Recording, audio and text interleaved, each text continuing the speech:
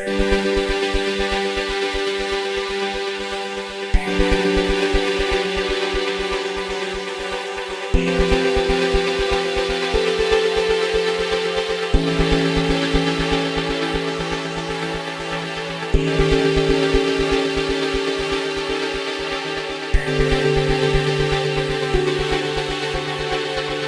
tend to think life is increasing in difficulty, especially through the lens of education. Every day built on the previous one, new challenges to replace the old. Just driving home isn't good enough anymore. Now we have to drive backwards, just trying to get to a clothes store. Things that should, in theory, be simple, and due to some esoteric rule set, some mysterious purpose of existence, that which is already achieved becomes increasingly complicated, and for some reason, sometimes for Francisco, painful. To the point of this education, I'd begun flight school years ago and recently remembered that I had forgotten to complete it. When last I tried, Francisco's flying skill wasn't stellar or even subpar, and now it was either, if not both of these. Thanks to his helicopter idling practice, he was skilled up to the max, and I assumed completing his air-themed education would be a pun-intended breeze.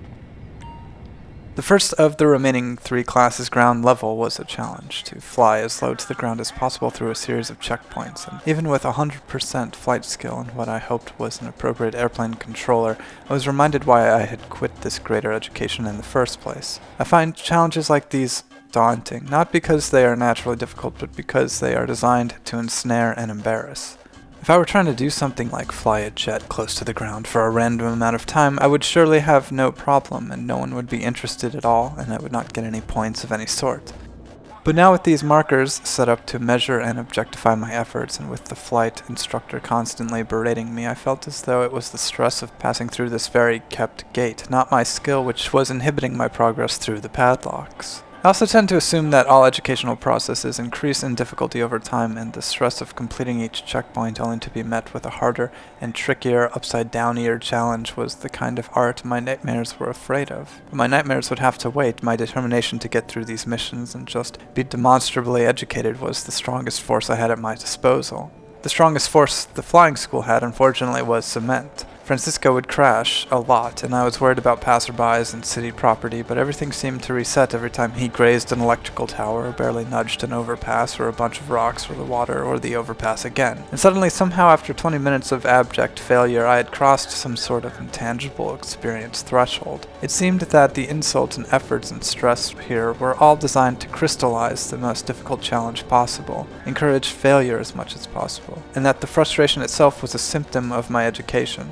As my frustration increased, I was actually developing muscle memory and flying experience at the hardest part of operating this machine. Instead of wasting my time completing unremarkable maneuvers, I was thrust into needle threading, and without realizing it, completed an entire sweater. From an achievement perspective, from an observer's perspective, it was abysmal. One clear goal, a series of explosions, sometimes earlier than previous, all of which resulted in a mission failure, and who knows how much replacement city cement. But from an experience perspective, it was all time spent experiencing intense training of the hardest part of the plane's operation. I couldn't tell at the time, but I was actually becoming very good at operating the plane in the hardest of circumstances, simply by doing it. Experience is experience, and eventually, somehow it all got easy.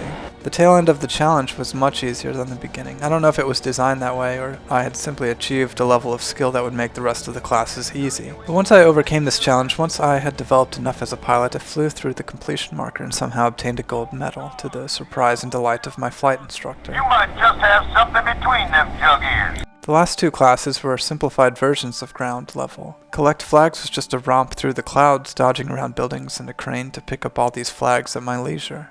After a few tries, I knocked it out, something I could have tried again for a higher monetary reward or rating points, both of which not nearly as burning as the completionist fire which had kindled in my heart. The last mission was to follow the flight instructor, finally meeting him in the aluminum, and I'd ding up the plane a few times before crossing the finish line. The gatekeeper would insult me one last time before sending me off with my results. I had completed San Andreas flight school, and all I got was this lousy t-shirt.